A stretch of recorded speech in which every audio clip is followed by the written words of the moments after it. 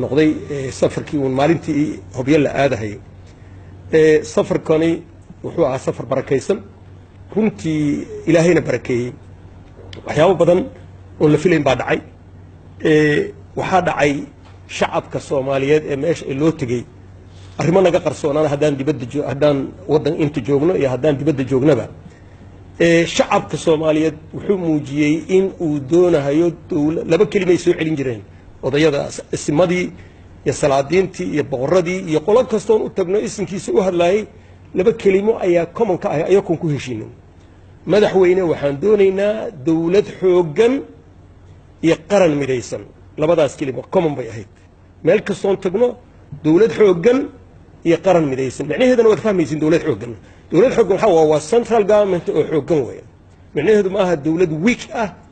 oo go'an oo la qaybiyay ma waliba reer Puntland dadka ah waxay aad ugu adkeynayeen madaxweynaha inayna doonaynin wadan kala go'an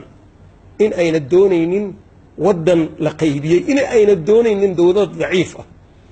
waxay bedeshay marka fikirkeeni sababtoo ah runta anigu taban kama gabado wax badan baa waxaan dhahay Puntland waxay rabtaa inay go'do waqooyi way ka fogtaa laakiin shacabka 95% shacabka reer Puntland waxay ogolaayeen oo ay si hoosana noogu sheegeen shirar hoose oo casho gaar ah oo ay odayaal noo qaadeen baa jiray meel kasta oo tagno waxay sheegahayeen in ay doonayaan dawlad midaysan iyo qaran xoogan sababtu inayna doonayn waxaan federaalka magaca waa another meaning laakiin waxaan kala daadsan ee kala yaacahay inayna doonayn